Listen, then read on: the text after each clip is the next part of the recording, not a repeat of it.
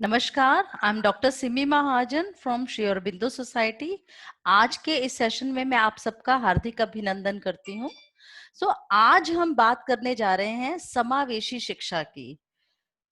तो समावेशी शिक्षा क्या है, आज के सेशन में हम जानेंगे कि समावेशी शिक्षा क्या है और सही मायने क्या है समावेशी शिक्षा के, और इससे क्या फायदा हो सकता है। क्या ये समावेशी शिक्षा सिर्फ दिव्यांग बच्चों के लिए है या और भी इसके अंदर आते हैं। तो कुछ ज्यादा इसके बारे में एक जानकारी के लिए आज का सेशन मैं शुरू करना चाह रही हूँ। सबसे पहले मैं आप सभी अध्यापक गणों का अभिनंदन भी करती हूँ और आप लोगों को एक मौका देती हूँ ये सोचने के लिए। सिर्फ ये क्वेश्चन के साथ अपने दिमाग में रखिए कि शिक्षा का सही मायने में क्या अभिप्राय है। What is the meaning of education. तो एजुकेशन से क्या मतलब है, शिक्षा क्या ऐसी चीज है जो हम चाहते हैं हमारे बच्चे स्कूल में सीखें। तो आप सोचिए, और अगर हो सकता है तो आप सबके सामने आपकी स्क्रीन पे चैट बॉक्स है, आप चैट बॉक्स में लिख सकते हैं अपना विचार कि शिक्षा का क्या मायने हैं और किसी बच्चे की लाइफ में शिक्षा का क्या महत्व है। मैं चाहूंगी जो भी पार्टिसिपेंट्स इस टाइम मेरे साथ हैं सेशन में, अगर हम आपस में अपनी बातों को पार्टिसिपेट करेंगे, अगर मैं कुछ बोलूंगी आप मेरे को सुनेंगे और अगर आप भी रिएक्ट करेंगे तो सेशन में ज्यादा मजा आएगा, हम एक दूसरे को अच्छे से समझ पाएंगे। तो मैं रिक्वेस्ट करूंगी कि जितने भी पार्टिसिपेंट्स हैं इस टाइम पे वो जरूर लिखें। और ये बहुत ही कॉमन क्वेश्चन है, एक शिक्षक के लिए ये बताना मुश्किल नहीं होगा कि शिक्षा का क्या महत्व है एक बच्चे की लाइफ में, वो क्या है हम चाहते हैं जो बच्चे स्कूल में आकर सीखें।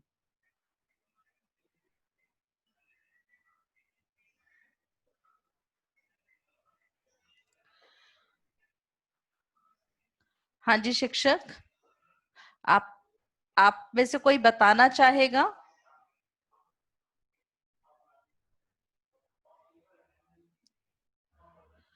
हाँ जी, तो जैसे हम बात कर रहे हैं कि शिक्षा का एक बच्चे की लाइफ में ये महत्व है कि उसके संपूर्ण विकास के लिए, उसके पूरे विकास के लिए एक शिक्षा का योगदान होता है। इसका मतलब ये नहीं है जब बच्चा स्कूल में आता है वो कुछ विषयों पर सिर्फ महारत हासिल करता है या पढ़ने के लिए आता है। जब बच्चे का पूरे व्यक्तित्व का संपूर्ण विकास होता है, एक स्कूल का, एक शिक्षा का ये महत्व है एक व्यक्ति की लाइफ में। चाहे वो वहां पे स्कूल में आकर मॉरल वैल्यूज को सीखता है, चाहे वो आकर डिसिप्लिन को सीखता है, पंचुअलिटी को सीखता है, या वो कुछ स्किल्स को सीखता है। हर तरह की ओवरऑल जो डेवलपमेंट होती है बच्चे की शिक्षा में स्कूल में आकर होती है। तो इस बात के साथ ही बने रहिएगा, क्योंकि समावेशी शिक्षा की जब हम चर्चा करेंगे तो इस बात पे हम इस बात के ऊपर ध्यान भी देंगे। तो अब चलते हैं, मैं अब आपको आज के सेशन की शुरुआत करने से पहले मैं आपको एक वीडियो दिखाना चाहूंगी, और मैं चाहूंगी जितने भी यहाँ पे लोग हैं इस सेशन में इस वीडियो को ध्यान से देखें।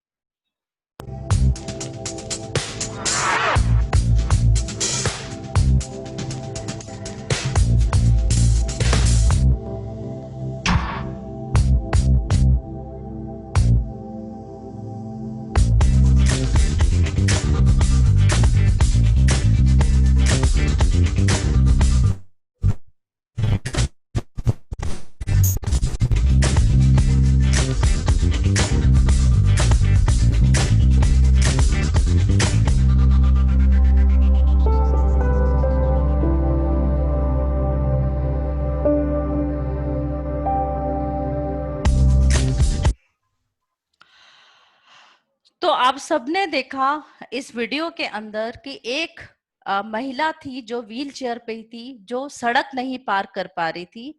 एक बालक ने देखा और उसने उस महिला की हेल्प करी और एक लकड़ी का टुकड़ा लिया जिससे उसने एक रैंप बनाया, उस रैंप से महिला उतर के आ पाई।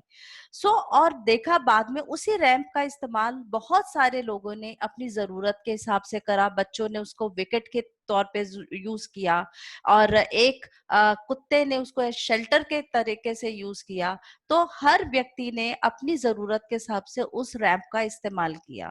तो इस बात से ये हमने इस वीडियो में ये देखा कि जब भी हम किसी व्यक्ति की जरूरत का ध्यान रखते हैं, उसको इंक्लूड करते हैं, उसका इंक्लूजन करते हैं, तो सिर्फ उस व्यक्ति को ही फायदा नहीं होता, अल्टीमेटली पूरे समाज को, पूरे वातावरण को, सभी को फायदा लाभ होता है।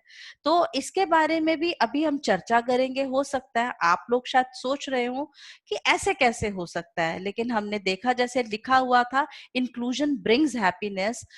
इस जब हम सेशन में आगे बढ़ेंगे तो मैं श्योर हूं कि आप सभी लोग इस समझेंगे कि क्या वाकई में अगर समावेशन आता है या समावेशन से क्या सभी को लाभ होगा। तो जैसे जैसे हम इस आगे सेशन में आगे बढ़ेंगे, चर्चा करेंगे, हम इसके लिए इसके बारे में और भी ज्यादा जानेंगे।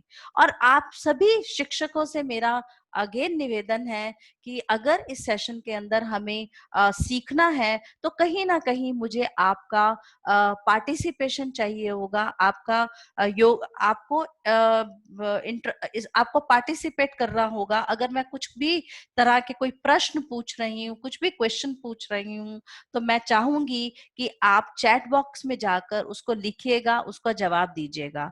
अगर कहीं कहीं शिक्षक अगर किसी तरीके से कंफर्टेबल नहीं है लिखने में, तो आप अपना वीडियो के थ्रू आप अपना हैंड रेज करिए, मुझे पता चलेगा, तो हम आपको मौका भी देंगे बीच में बोलने का। तो चलिए आज का सेशन शुरू करते हैं इसके साथ कि समावेशन मतलब कोई बच्चा पीछे ना छूटे। तो सबसे पहले समावेशन को जानने के लिए पहले हम देखते हैं कि भारत में जो स्पेशल स्कूल हैं, उनके उन स्पेशल विद्यालयों क्या स्थिति है। तो भारत में लगभग 2500 स्पेशल स्कूल हैं और ये स्टडी है आरसीआई की, रिहेबिलिटेशन काउंसिल ऑफ इंडिया, 2000 के अंदर, जब 2000 के अंदर हमारे पास 2500 स्पेशल स्कूल थे और तकरीबन 3 करोड़ दिव्यांग बच्चे थे जिनको शिक्षा की आवश्यकता थी। और आरसीआई ने 2020 तक लक्ष्य रखा कि इनमें से 10% बच्चों को हम शिक्षा दे पाएंगे 2020 के अंत तक। और तब तक आई एम श्योर, जब तक ये लक्ष्य रखा था, तब तक तो ये भी किसी को नहीं पता था कि 2020 में हम कोविड-19 कोरोना वायरस से पूरा देश, पूरा जगत जूझेगा। तो हम तो शायद हम ये 10% का भी लक्ष्य पार कर चुके हैं या पार कर पाएंगे, अभी इसके लिए भी कहना संभव नहीं है। लेकिन मेरा क्वेश्चन फिर भी आप सब शिक्षकों से आज एक ये है कि अगर 3 करोड़ बच्चे दिव्यांग हैं देश में, उनमें से 10% बच्चों को ही शिक्षा उपलब्ध होगी, तो 90% बच्चों का क्या होगा। क्या हमें उन 90% बच्चों को छोड़ देना चाहिए, उनको शिक्षा नहीं देनी चाहिए? क्या शिक्षा पाना उनका अधिकार नहीं है? तो क्या करें इन 90% बच्चों का? तो आप में से कोई बताना चाहेगा कि क्या करें 90% बच्चों का?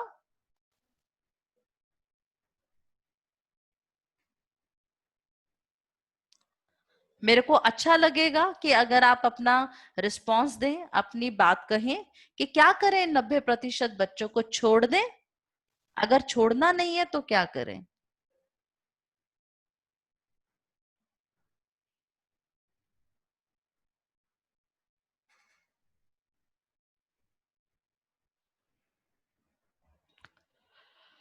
हाँ जी।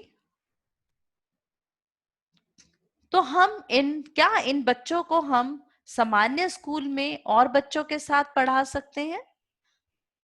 हाँ जी, तो हम यही कहना चाहते हैं कि बजाय हम इन 90% बच्चों को छोड़ दें, उनको शिक्षा के अधिकार से वंचित रखें, तो क्यों ना हम इन बच्चों को सामान्य स्कूल के अंदर शिक्षा की व्यवस्था करें। आप में से कोई टीचर बोलना चाहता है? वो अपना थंब रेज कर सकता है, हैंड्स अप कर सकता है। ठीक है ना, रखती हूँ। लकी दीदी कल का बताया है? और मैं और मैं आज कैसे देने लगा? मैं चाहूंगी कि जो भी पार्टिसिपेंट हमारे साथ जुड़े हैं वो अपना म्यूट बटन ऑन कर लें। अगर वो इसमें बोल नहीं रहे हैं, अपनी कोई भी पर्सनल बात कर रहे हैं, तो अपना म्यूट बटन ऑन रखें, जिससे कि बाकी सभी लोगों को थोड़ी सी सुविधा मिले।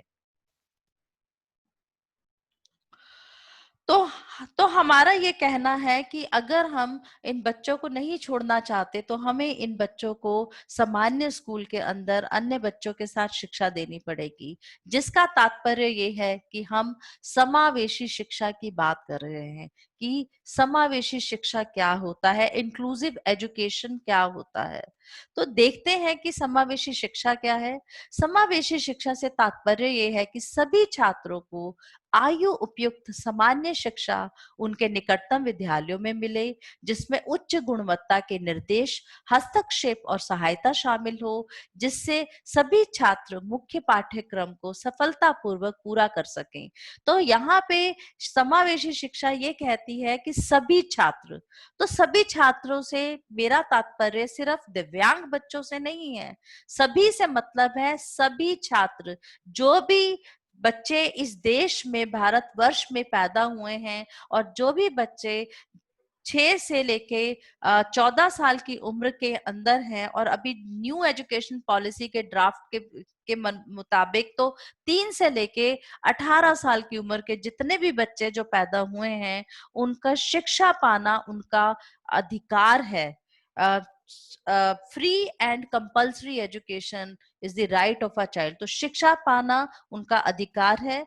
तो इसीलिए तो हम उन सभी बच्चों की बात कर रहे हैं। उस सभी बच्चों के अंदर लड़का और लड़की भी आते हैं। उस सभी बच्चों के अंदर किसी भी जाति, देश, धर्म, विभिन्न राज्यों से, विभिन्न भाषाओं को बोलने वाले वो सभी बच्चे भी आते हैं।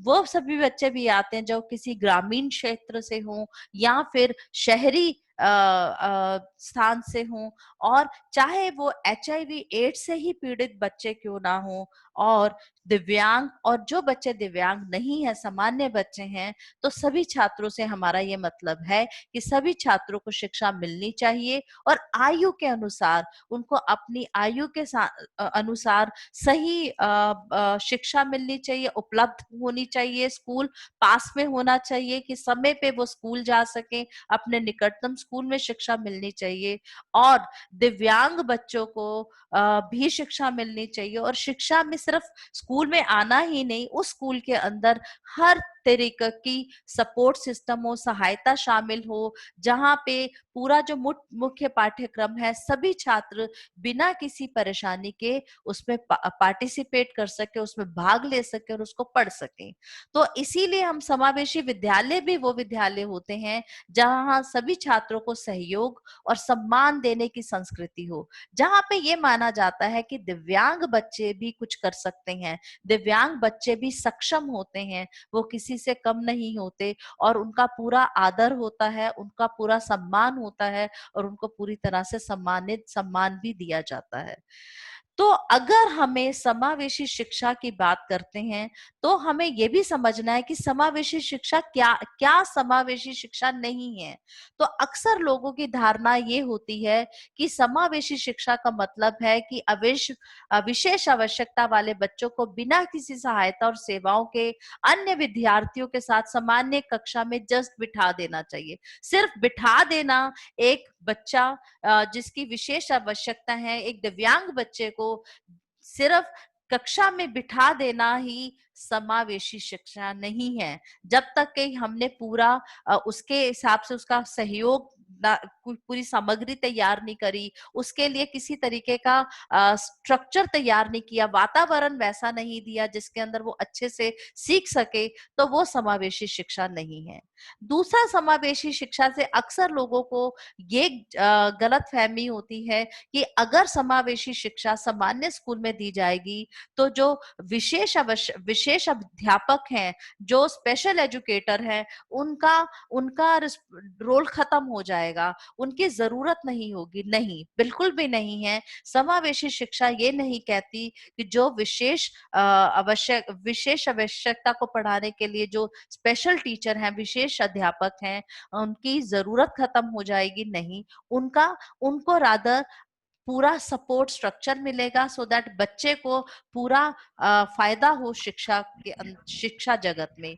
तीसरी हम बात कर रहे हैं उन बच्चों के लिए कि विशेष आवश्यकता वाले बच्चों को शामिल करने से क्या होगा कि सामान्य बच्चे जो हैं वो शिक्षा में उनको पूरी तरह से शिक्षा नहीं मिल पाएगी, उनके लिए एक डिस्टरबेंस होगी। तो ये भी गलत धारणा है कि समावेशन आने से जो सामान्य बच्चे हैं वो पूरी तरह से अपनी शिक्षा नहीं ले पाएंगे। इस बातों को और अच्छी तरह से समझने के लिए हम आगे सेशन में चलते हैं और क्लियर होते जाएंगे। तो नेक्स्ट, अगर हमें समावेशन लाना है, अब हम बात करेंगे कि अगर समावेशन लाना है तो बदलाव कहाँ कहाँ करना पड़ेगा हमें। सामान्य स्कूलों में, सामान्य शिक्षा में कहाँ बदलाव की जरूरत है। अवश्य जब समावेशन आएगा तो सबसे ज्यादा जरूरत पड़ेगी हमें वहां के वातावरण को, स्कूल का जो एक वातावरण है जहाँ पे उसकी बिल्डिंग से लेकर उसका जो पूरा इंफ्रास्ट्रक्चर है, उसमें क्या चीजें जरूरतें हैं, सब हर बच्चे की जरूरत के हिसाब से स्कूल को डिजाइन किया जाएगा। वहां पे उसी तरीके का पूरी सामग्री होगी, बच्चे का कंटेंट जो उसको पढ़ाना है, हर बच्चे की जरूरत के हिसाब से वो सारी चीजें होंगी, उसमें बदलाव लाना पड़ेगा। दूसरा बदलाव लाना पड़ेगा हमें अपनी नीतियों में, और स्कूल की संरचना की मैंने पहले ही बात करी है, नीतियों में, पॉलिसीज में बदलाव लाना पड़ेगा। अभी भी हमारी एजुकेशन पॉलिसी या करिकुलम हम देखते हैं कि काफी रिजिड होता है, जिससे कि सभी बच्चे उसमें उसमें भाग नहीं ले पाते और वो शिक्षा कहीं ना कहीं पूरी तरह से शिक्षा में अपने आप को शामिल नहीं कर पाते हैं। तो ऐसे में हमें नीतियों में भी बदलाव लाना पड़ेगा। लेकिन मेरा कहना है कि अगर हमें समावेशन लाना है तो सबसे पहले हमें बदलाव लाना पड़ेगा अपने एटीट्यूड में, अपने विचारों में। जब तक हम अपने विचार, अपना माइंडसेट चेंज नहीं करेंगे, जब हम अपना जो दृष्टिकोण है, अपनी धारणा को चेंज नहीं करेंगे, तो हम बदलाव नहीं ला सकते हैं। सिर्फ ये कहने से कि अच्छी बिल्डिंग हो जाए, पूरी तरह का इंफ्रास्ट्रक्चर हो जाए तो समावेशन आ जाएगा, नहीं। समावेशन तभी आएगा जब तक कि हम अपना माइंडसेट, अपना विचार, अपना एटीट्यूड चेंज नहीं करेंगे। अगर एटीट्यूड की जरूरत नहीं होती तो बहुत सारे देश में ऐसे स्कूल्स हैं जहां पे बेस्ट ऑफ द बिल्डिंग है। अगर हम प्राइवेट एजुकेशन की बात करें जो उसमें, तो फिर तो समावेशन कब का आ चुका होता, सबसे पहले आ चुका होता। लेकिन ऐसा नहीं है। तो समावेशन अगर लाना है तो मैं अभी भी ये कहूंगी, सबसे पहले हमें अपने अंदर लाना पड़ेगा, हर व्यक्ति को अपने विचार में लाना पड़ेगा, अपने एटीट्यूड में लाना पड़ेगा। तो अभी देखते हैं कि अभी करंट में जो हमारे शिक्षा की देश में क्या स्थिति है।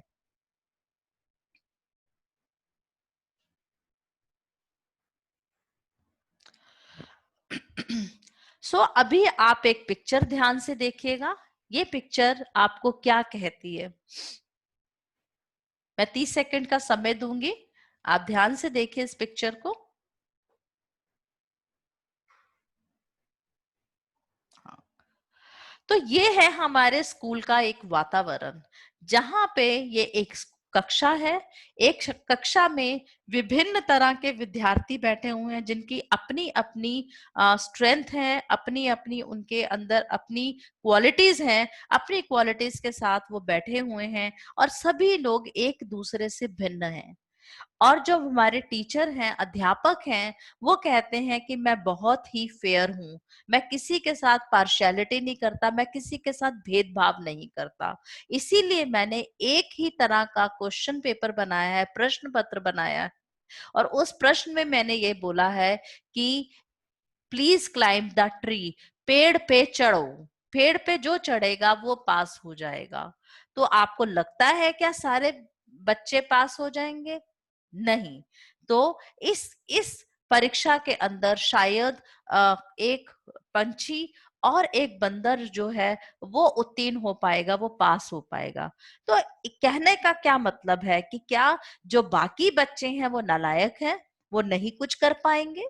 तो ऐसी ही कुछ धारणा, ऐसा ही कुछ हमारी कक्षा में भी होता है। जब कुछ बच्चों को हम किसी भी एक विषय के अंदर, किसी भी विषय के अंदर हम सब्जेक्ट नॉलेज के ऊपर आंकते हैं, तो हो सकता है कुछ बच्चे अच्छा नहीं कर पाते, और कहीं ना कहीं सारी उम्र हम उस बच्चे को ये अ, सोचने पे, ये मानने पे मजबूर कर देते हैं कि आप कुछ नहीं कर पाओगे, आप ये नहीं कर पाओगे। तो कहीं ना कहीं उस बच्चे को भी विश्वास हो जाता है कि मैं ये नहीं कर पाऊंगा। तो क्या यही हमारी शिक्षा है? क्या शिक्षा का हमारा यही अभिप्राय है? इसको और भी अच्छे से समझेंगे। मैं ये नहीं कहूंगी कि हमारा सिस्टम, हमारा जो शिक्षा एजुकेशन तंत्र है, शिक्षा तंत्र है, वो सोचता नहीं है इन बच्चों के बारे में, बिल्कुल नहीं। हर समय, हर समय शिक्षा में, शिक्षा तंत्र में निरंतर बदलाव आता जा रहा है, निरंतर इम्प्रूवमेंट हो रही है। और विशेष आवश्यकता वाले बच्चों के लिए शुरू से ही सोचा जा रहा था। अगर हम स्पेशल स्कूल का कॉन्सेप्ट करें, तो स्पेशल स्कूल का कॉन्सेप्ट कोई नया नहीं है, ये सदियों पुराना है। ये 100 साल से ऊपर पुराना है, जब पहले भी स्पेशल स्कूल होते थे। लेकिन स्पेशल स्कूल की क्या वजह थी कि स्पेशल स्कूल से हटकर हम इंटीग्रेटेड एजुकेशन में आए, ये जानना जरूरी है। तो चलिए एक सिचुएशन को समझते हैं कि अगर स्पेशल स्कूल है, तो स्पेशल स्कूल जो है, बच्चा एक स्कूल के अंदर कितने साल तक अपनी एजुकेशन को ले पाता है? तकरीबन 10, 11, 12 वर्षों तक। जब 11, 12 वर्षों तक वो स्पेशल स्कूल में होता है, चीजें उसके लिए बहुत ही आरामदायक होती है। उसकी जिंदगी, उसको समझ आता है कि यही मेरा दुनिया है, यही मेरी लाइफ है, जहाँ पे हर चीज उसकी जरूरत के मुताबिक है। उसके टीचर्स हैं जो उसको समझते हैं, उसके टीचर्स हैं जो उसकी भाषा को समझते हैं, उसके और उसके साथ उसके जो दोस्त हैं, सहपाठी हैं, वो भी उसको बहुत अच्छे से समझते हैं। कोई भी उसको कम नहीं समझता, और वो किसी ना किसी तरीके से अपनी इस आराम की जिंदगी में धीरे धीरे धीरे धीरे बढ़ रहा होता है। लेकिन 11-12 साल के बाद जब उसकी स्कूली शिक्षा खत्म होती है, हम उसको सीधा जो रियल दुनिया है, जो हमारी असली दुनिया है, वहां पे भेज देते हैं। तो क्या होता है उन लोगों के साथ, उन बच्चों के साथ, जब वो रियल दुनिया में आते हैं? तो दुनिया, वो दुनिया उनको समझ नहीं आती। उनको लगता है ये मैं कौन सी दुनिया में आ गया, मैं तो यहाँ के लिए बिल्कुल ही अनजान हूँ। और लोगों के लिए भी वो एक अनजान व्यक्ति होता है। लोग भी ऐसे देखते हैं, अरे ये कौन है, ये तो हमारे जैसा ही नहीं है, हमसे अलग है, ये कौन आ गया? तो इस तरीके का आभास होता है उस विशेष आवश्यकता वाले बच्चे को। तो यही कहना पड़ा कि अगर सारी उम्र हमने इस रियल दुनिया में लगानी है, असली दुनिया में ही गुजारनी है, तो फिर 10-12 साल उस कंफर्ट का क्या फायदा?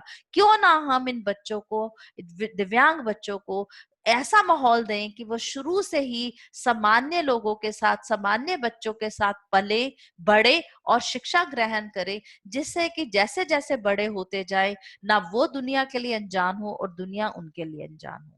जब स्पेशल एजुकेशन के कॉन्सेप्ट से हम इंटीग्रेशन के कॉन्सेप्ट पे आए, जब national policy of education I, 1985 के अंदर national policy of education I, जब ये बोला गया कि शिक्षा पाना हर बच्चे का मौलिक अधिकार है, फ्री और compulsory education is the right two of every child. तो जब ये बात कही गई, तो पता चला कि हर बच्चे को तो शिक्षा उपलब्ध ही नहीं है। तो गवर्नमेंट की तरफ से, हमारे शिक्षा तंत्र की तरफ से ये दबाव आया कि कोई भी स्कूल, कोई भी विद्यालय किसी भी बच्चे को किसी तरह से भी शिक्षा देने से इनकार नहीं कर सकता। हर बच्चे को एडमिशन मिल सकता है, हर बच्चे को शिक्षा मिल सकती है और कोई भी विद्यालय इसके लिए मना नहीं करेगा, कोई भी टीचर किसी बच्चे को पढ़ाने से नहीं मना करेगा।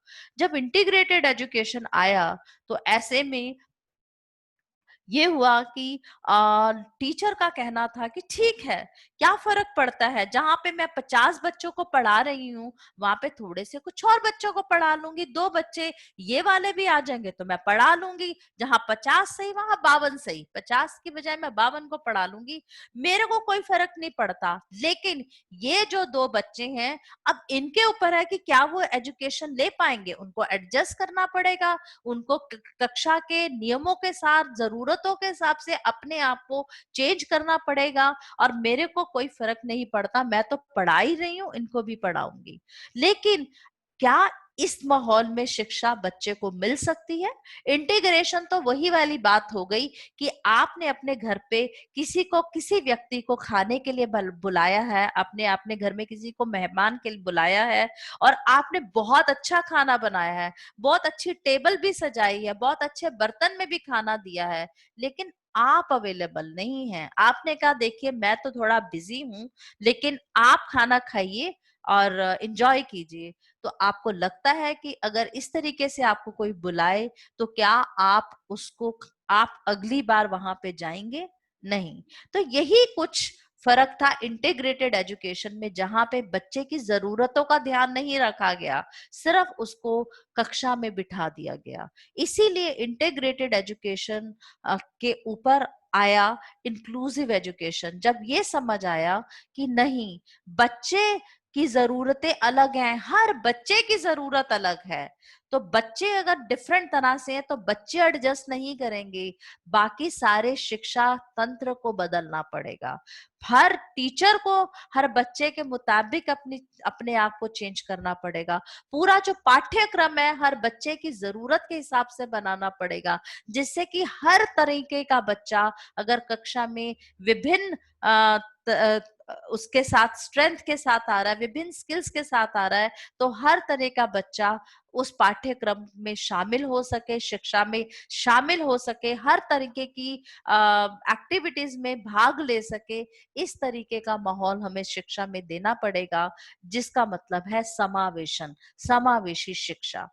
तो देखते हैं कि समावेशी शिक्षा के आने से हमारे जो विचारों में कहाँ पे बदलाव आया, हमारी सोच में कहाँ पे, दृष्टिकोण पे हमारा दृष्टिकोण कैसे बदला। जब तक हम इंटीग्रेटेड एजुकेशन तक थे, जब बच्चे स्कूल में आने शुरू हुए, तो हम यहाँ से दृष्टिकोण देखते थे कि ये कौन आ गया, ये कौन बच्चा है जिसने प्रॉब्लम क्रिएट कर दी। Child was seen as a problem, कि सारी प्रॉब्लम बच्चे के अंदर है, ये तो सीख ही नहीं सकता, इसको तो स्पेशल वातावरण की जरूरत है, इसको तो विशेष आवश्यकता वाले टीचर्स की जरूरत है, इसके तो कुछ बोलता ही नहीं है, ये किसी भी तरीके का कोई रिएक्शन ही नहीं देता किसी तरीका, तो ये नहीं पढ़ सकता, ये पढ़ नहीं सकता, ये सीख नहीं सकता, इसको स्पेशल स्कूल में जाना चाहिए। लेकिन जैसे ही समावेशन की बात आई, जब पता चला नहीं, हर बच्चे का शिक्षा पाना अगर उसका अधिकार है तो कोई भी व्यक्ति उसको मना नहीं कर सकता, कोई भी विद्यालय मना नहीं कर सकता, तो हमें अपने सिस्टम में चेंज लाना पड़ेगा।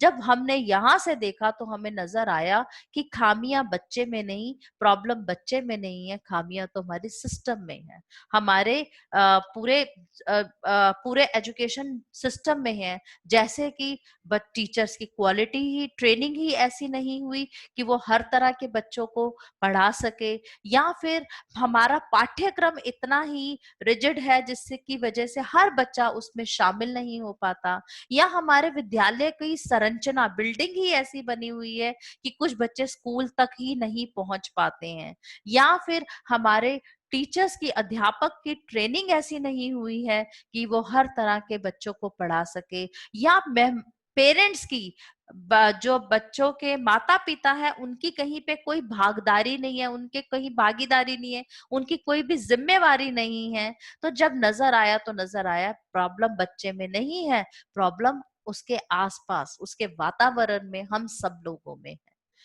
तो मानते हैं आप कि हाँ इंक्लूजन आना चाहिए। अब देखते हैं कि यस, अगर हम इन सब चीजों पे काम करेंगे तो समावेशन आ जाएगा। अगर अब मान लेते हैं कि समावेशन आ गया, अगर समावेशन आ गया तो सोचिए कि बच्चे की लाइफ में समावेशन कहाँ आएगा। समावेशन बच्चे की लाइफ में सबसे पहले उसकी अपनी, अपने एक जो दायरा है, सबसे पहला दायरा बच्चे के इर्द गिर्द है उसके माँ बाप, उसके भाई बहन, उसके और सगी संबंधी। तो सबसे पहले अगर समावेशन आएगा तो वहां पे आएगा। उसके बाद बच्चे की जिंदगी में उसका दूसरा दायरा है, उसके दूसरे जो लोग हैं उसकी लाइफ में, वो है उसका विद्यालय, स्कूल। क्योंकि घर के बाद उसका ज्यादातर समय उसके स्कूल के अंदर व्यतीत होता है। तो समावेशन अगर दूसरा दायरा ये है कि उसके स्कूल में समावेशन आएगा। एंड उसके बाद तीसरा दायरा हम बात करते हैं समाज की, कि उसके बाद अगर समावेशन आएगा तो फिर उसके बाद समाज में, अगर स्कूल में समावेशन आ गया, टीचर चूंकि स्कूल का हिस्सा है तो स्कूल के साथ वो समाज में भी समावेशन आ जाएगा। लेकिन टीचर्स, अगर यहाँ पे मेरे साथ गवर्नमेंट स्कूल के टीचर्स हैं, सरकारी स्कूल के टीचर्स हैं, मैं आपको यही कहूंगी कि आपके स्कूल में बच्चों की जिंदगी में समावेशन सबसे पहले जो है कम्युनिटी लेवल पे आएगा, स्कूल के लेवल पे आएगा। क्योंकि जो पेरेंट हमारे पास आ रहा है वो इतना इतना जागरूक नहीं है, उनको समझाने की भी जो रिस्पॉन्सिबिलिटी है, जिम्मेवारी है, एक टीचर के ऊपर है। एक टीचर ही है जो समावेशन बच्चे की लाइफ में उसके घर पर भी लेके जाएगी और समाज में भी लेकर जाएगी। इसीलिए हमारी जो प्रोजेक्ट इंक्लूजन की ट्रेनिंग्स हैं वो ज्यादातर हम गवर्नमेंट स्कूल में दे रहे हैं, टीचर्स को दे रहे हैं। टीचर्स को इन ट्रेनिंग के लिए चुना गया है क्योंकि अगर टीचर नहीं होगा तो हम समावेशन समाज में नहीं ला सकते हैं। सो तो ये बहुत जरूरी है। और आज मैं इस सेशन के माध्यम से आप टीचर्स को बहुत बहुत धन्यवाद करना चाहूंगी कि आप लोग टीचर हैं, आप अध्यापक हैं।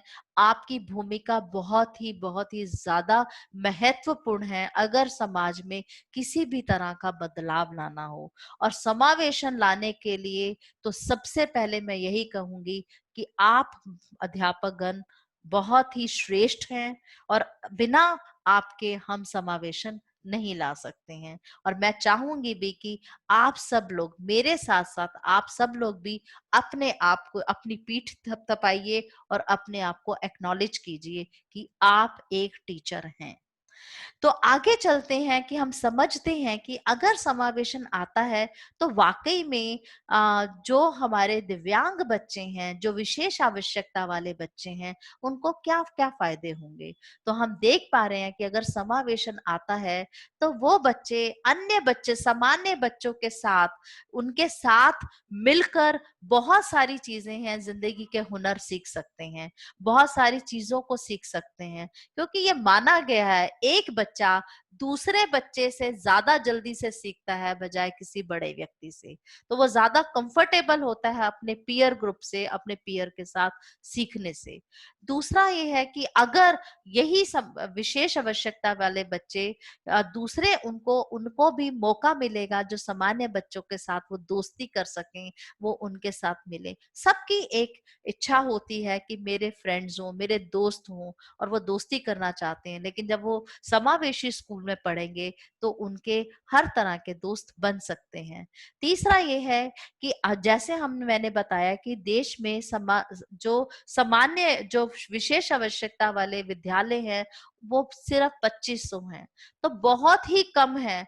तो कुछ बच्चों को बहुत दूर जाकर, अपने घर से बहुत दूर जाके अगर शिक्षा लेनी है तो मिल पाती है, और शायद कुछ के लिए तो संभव ही नहीं होती इतनी दूर जाके शिक्षा लेना।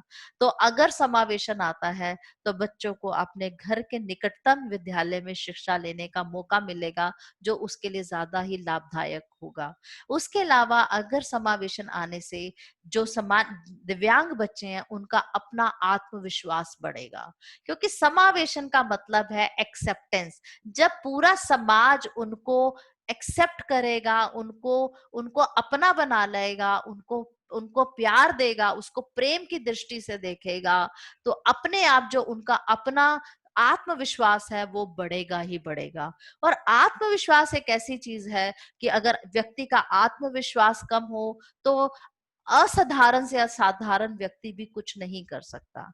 अगर वही आत्मविश्वास किसी में भर भर दिया जाए तो कोई भी व्यक्ति अपने लेवल से बहुत कुछ आगे कर सकता है।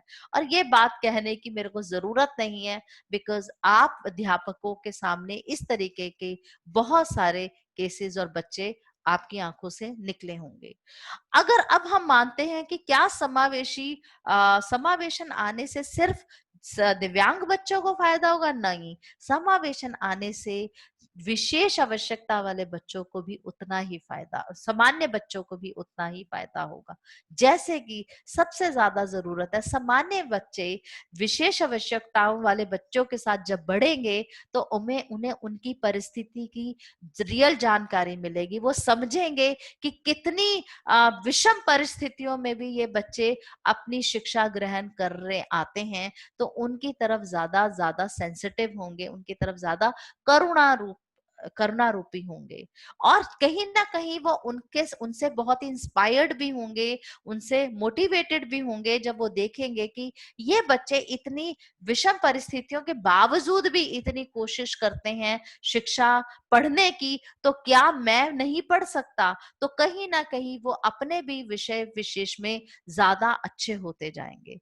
दूसरा, जैसे मैंने बोला कि अगर हमें इंक्लूजन लाना है तो पीयर एजुकेशन बहुत जरूरी होती है, कि एक जो बच्चा एक विषय में अच्छा है, अगर उसको हम विशेष आवश्यकता वाले बच्चे के साथ बिठा दें तो वो कहीं ना कहीं उसको उसका टीचर बन जाता है।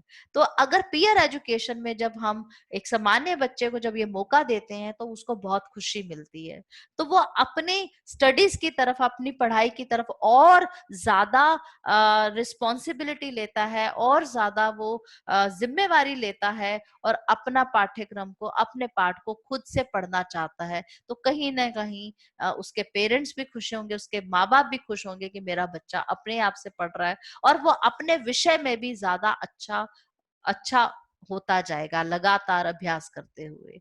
तीसरा ये है कि सिर्फ आज बात पढ़ाई की नहीं है, सबसे ज्यादा आज परेशानी आती है कि हमारे यहाँ पे जो आज नई जनरेशन है किसी ना किसी तरीके से इतनी सेंसिटिव नहीं है, इतनी एम्पैथेटिक नहीं है। हम ये कहते हैं कि आज के जो बच्चे हैं वो ज्यादा सेल्फ सेंटर्ड है, सिर्फ अपनी ही बात सोचते हैं और अपनी ही बात करते हैं। लेकिन अगर वो विशेष आवश्यकता वाले बच्चों के साथ, दिव्यांग बच्चों के साथ जब शुरू से पल रहे हैं, शुरू से बड़े हो रहे हैं, पढ़ रहे हैं, कहीं ना कहीं उनके अंदर जो भाव हैं सहायता करने की, किसी के साथ एडजस्ट कैसे करना है, किसी की परेशानी को कैसे समझना है, विभिन्न होना किसी तरीके की बुरी बात नहीं है, उन सब बातों को समझेंगे। और कहीं ना कहीं जब वो यहाँ पे सेंसिटिव होंगे, वो सेंसिटिवनेस वो अपने घरों में भी लेके जाएंगे और समाज में भी लेके जाएंगे, जिससे कि हम एक समाज के अंदर एक अच्छा और पीसफुल वातावरण को हम वहां पे क्रिएट कर पाएंगे। तो इसीलिए मैं यही कहूंगी, सिर्फ सामान्य बच्चों को नहीं, समावेशन आने से समाज को भी बहुत लाभ होने वाला है। क्योंकि अक्सर देखा जाता है कि जो बच्चे दिव्यांग होते हैं, पूरा समाज मानता है कि शायद वो एक देश पे या किसी घर में किसी माँ बाप के लिए किसी क्लास में शायद भार है, शायद वो डिपेंडेंट हैं, अरे ये क्या हो गया। लेकिन मैं आप सभी अध्यापकों से विनती करूंगी और अपने एक्सपीरियंस से भी बताऊंगी कि एक मौका इन बच्चों को अगर आप देते हैं तो ये आपको रिटर्न में बहुत कुछ दे सकते हैं। हर बच्चा जैसे हमने पहली पिक्चर में देखा था कि अगर वो किसी चीज में, एक चीज में अच्छा नहीं है, वो दूसरी चीज में शायद बहुत अच्छा हो सकता है। सिर्फ और सिर्फ उसको एक आत्मविश्वास चाहिए और उसको एक समाज का, उसके अपने इर्द गिर्द एक अच्छा सपोर्ट चाहिए। अगर आप टीचर्स और बात समाज उनको सपोर्ट करता है तो जो उनके अंदर छुपी हुई प्रतिभा है वो बाहर आ सकती है। तब आप देख सकते हैं कि उनके अंदर वो कितने प्रतिभाशाली हैं, उनके अंदर कितनी कितनी प्रतिभा छुपी हुई है जो कि वो जिसको वो समाज को दे सकते हैं। तो कहीं ना कहीं पे अगर हम समावेशन लाते हैं तो समाज के लिए एक बहुत ही बड़ा हम जो है ह्यूमन रिसोर्स, एक एक बहुत सारे हम लोग एक व्यक्ति क्रिएट कर सकते हैं जो कि समाज के लिए वो बहुत सारा काम कर सकते हैं। इसके अलावा जो बहुत ज्यादा जो इम्पोर्टेंट विषय है आज समाज के लिए सोचने के लिए वो है इनटॉलरेंस, जहां पे पीस नहीं है, बहुत ही ज्यादा अशांति है। लोग एक दूसरे को लेके बहुत ही लड़ाई झगड़े में है, कोई किसी को पसंद नहीं करता, भेदभाव की भावना बहुत बहुत ज्यादा है। तो और ये भी माना गया है कि अभी जो जुवेनाइल क्राइम की जो भी क्रिमिनल एक्टिविटीज हो रही हैं, वहां पे जो बच्चे बच्चे जो सब स्पेशली जो 16 से लेके 25 साल के जो युवक हैं या युविकाएं हैं, वो ज्यादा इन्वॉल्व हैं। क्योंकि कहीं ना कहीं पे, और ये भी माना गया है कि अगर जितने भी हम क्रिमिनल्स का, इन लोगों का अगर हम रिसर्च किया गया है कि कहीं ना कहीं 2% लोग उनमें से किसी ना किसी तरीके के मानसिक रोग से कोई ना ग्रस्त भी होते हैं। तो मैं यही कहना चाहूंगी कि जब समाज दिव्यांग बच्चों को, स्पेशल विशेष आवश्यकता वाले बच्चों को नहीं अपनाता, तो कहीं ना कहीं पे उन वो कुछ ऐसे लोग जो समाज के अंदर ऐसे लोग भी हैं जो अपने अपने पर्सनल फायदे के लिए उनका फायदा उठाते हैं, उनको गलत दिशा में ले जाते हैं, और जिससे कि पूरे के पूरे दुनिया को नुकसान पहुंचता है। तो हमें ये बहुत जरूरी है कि हम अगर हम समाज में इंक्लूजन ला सकें, हर एक व्यक्ति को सम्मान दे सकें और उसको समझे कि हर एक व्यक्ति के अंदर प्रतिभा छुपी हुई है और हर व्यक्ति चाहे भिन्न है लेकिन स्पेशल है, हर किसी के काम आ सकता है, तो हम समावेशन ले आएंगे। तो मैं अंत में आप सबसे यही कहना चाहूंगी कि जो समावेशन है वो किसी तरीके का एजुकेशन सिस्टम नहीं है, कोई एक्सपेरिमेंट नहीं है, प्रयोग नहीं है कि चलो करके देखते हैं और चलेगा कि नहीं। ये एक तरह की वही वैल्यू है, वही एक मूल्य है जिसका जो अनुपालन योग्य है, जिसको हमें अनुपालन करना चाहिए। जैसे हम और मूल्यों का अनुपालन करते हैं, इसी तरह से हमें इन समावेशन का भी अनुपालन करना चाहिए और हमें इंक्लूजन लाना चाहिए, समावेशन समाज में लाना चाहिए। आप एक पिक्चर देखेंगे और अभी आप देख के बता सकते हैं इनमें से कि इनमें से कौन सी पिक्चर है आपको लगता है जो कि समावेशी स्कूल है। क्या पिक्चर नंबर 1, 2 और 3, तो इनमें से कौन सी ऐसी पिक्चर है जो कि समावेशी स्कूल है। तो आप नंबर लिख सकते हैं 1, 2 और 3, अपना रिस्पॉन्स लिख सकते हैं।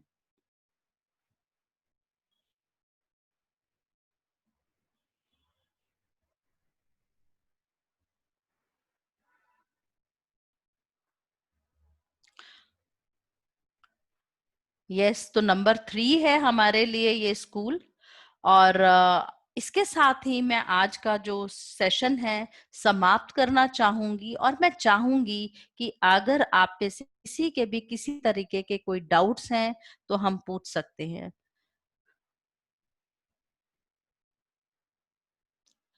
क्या मैं सभी पार्टिसिपेंट्स को देख सकती हूँ?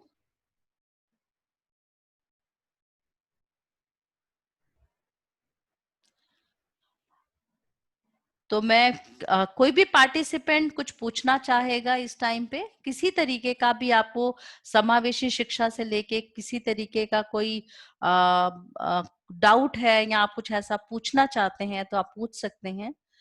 और हमारा अगला सेशन जो कल होगा, कल इंग्लिश में होगा, इसी का वाला हिंदी में परसों होगा, जिसमें हम बात करेंगे कि समावेशन को लेके समाज में किस तरीके के अंधविश्वास हैं, क्या फायदा मिल सकता है दिव्यांग बच्चों के लिए समाज के अंदर, जो हमारे सिस्टम में क्या क्या उनके लाभ हैं, क्या क्या उनके बेनिफिट हैं, क्या क्या उनके लिए प्रोविजन किया गया है, हम उनकी बात करेंगे। और आने वाले इस सेशन में जो लोग आज मेरे साथ जुड़े हुए हैं, अगर आप लगातार हमारे साथ सेशन में बने रहेंगे तो आने वाले टाइम पे हम विभिन्न डिफरेंट तरह की, हम जो डिसेबिलिटीज हैं उनकी बात करेंगे, जैसे कि लर्निंग डिसेबिलिटीज के बारे में ज्यादा जानकारी देंगे, और हम देंगे जो बौद्धिक अक्षमता की, अधिगम अक्षमता की, कि कैसे हम बच्चों में पहचान सकते हैं और उनके साथ हम कैसे कर सकते हैं। तो मैं अभी भी सभी टीचर से पूछना चाहूंगी जो भी हैं, कि क्या आपको किसी तरीके का डाउट है, यहाँ हम इस सेशन को समाप्त कर सकते हैं। और मैं चाहूंगी कि यहाँ पे रिएक्शन है, रिएक्शन में आप मेरे को अपना फीडबैक दे सकते हैं कि आपको आज का जो सेशन है वो कैसा लगा। अच्छा लगा तो आप क्लैप भी कर सकते हैं, थम्स अप भी कर सकते हैं, या अगर आपका किसी तरह का भी कोई सुझाव है कि आने वाले सेशन में आप और क्या जानना चाहते हैं समावेशन को लेके, तो प्लीज अपने विचार जरूर लिखिए।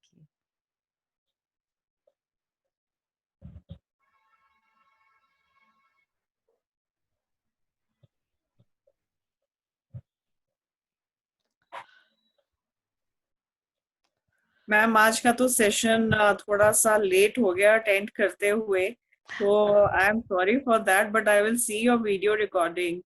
ओके, सो मैडम आप तो कल भी थी। बेसिकली आज का सेशन उन लोगों के लिए था जो लोग इंग्लिश नहीं समझ पाते हैं। So we what we will be doing, कि हम एक दिन इंग्लिश में सेशन देंगे, दूसरे दिन उसी को हम रिपीट करेंगे हिंदी में। हाँ, कल का सेशन आपके लिए है क्योंकि आपने कल सेशन अटेंड किया था, तो आपने आज कुछ नहीं मिस किया है, but thank you for participating and coming again. लेकिन कल आपके लिए सेशन है जिसमें हम आपको बहुत सारी पॉलिसीज बताएंगे कि बच्चों के लिए क्या क्या प्रोविजन है, किस तरीके से बच्चे को बेनिफिट मिल सकता है, और एक टीचर कैसे सपोर्ट कर सकता है। और उसके बाद हमारा थर्ड सेशन से हमारी डिसेबिलिटीज शुरू हो जाएंगी। हम पहले वाली लर्निंग डिसेबिलिटी लेंगे कि किस तरीके से आइडेंटिफाई कर सकते हैं, एक क्या क्या होता है लर्निंग डिसेबिलिटी के अंदर, और किस तरीके से आप सपोर्ट कर सकते हैं। उस तरीके से फिर हम 21 जो डिसेबिलिटीज है उसके बारे में आने वाले सेशंस में उसकी बात करेंगे। तो मैं चाहूंगी कि आप अपने जितने भी टीचर्स हैं, अपने ग्रुप हैं, उनको शेयर कीजिए, क्योंकि आने वाले जो सेशंस हैं उनके लिए बहुत ही इम्पोर्टेंट हो सकते हैं, उनको बेनिफिट कर सकते हैं। बिकॉज अल्टीमेटली अगर हम बच्चों की जरूरतों को क्लास में समझ सकें, what kind of a child we have, कैसा बच्चा है, उसके साथ क्या परेशानी है, तो अगर टीचर ये समझ लेगी, तो मैं गारंटी से कह सकती हूँ हर टीचर के पास सोल्यूशन है। टीचर से अच्छा सोल्यूशन किसी के पास नहीं है। जितना अच्छा आप अपने बच्चों के लिए कर सकते हैं, कोई और नहीं कर सकता। ये मेरा अभी तक का एक्सपीरियंस है। सिर्फ कमी वहां पे आती है जब टीचर को मालूम ही नहीं होता कि बच्चे के साथ परेशानी क्या है। द मोमेंट अगर आपको ये पता चल जाए कि बच्चे की ये परेशानी है, तो आप जैसे आपसे ज्यादा इनोवेशन कोई नहीं ला सकता। आपको तभी पता चल जाएगा, अरे इस बच्चे को तो मैं ऐसे पढ़ा सकता हूँ। आपको और किसी तरीके की स्किल की जरूरत नहीं है, सिर्फ एक स्किल की जरूरत है। बच्चों को कई बारी, क्योंकि इनकी आवश्यकताएं अलग हैं, अभी तक इन पे ज्यादा जागरूकता नहीं थी, तो समझ नहीं आता। कई बारी बच्चा बहुत शैतान होता है, हो सकता है उसको किसी तरीके का न्यूरो डेवलपमेंटल डिसऑर्डर हो, तो हम सिर्फ यही कह देते हैं सारी उम्र कि अरे बच्चा तो बहुत ही शैतान है, बहुत नटखट है, ये पढ़ना ही नहीं चाहता।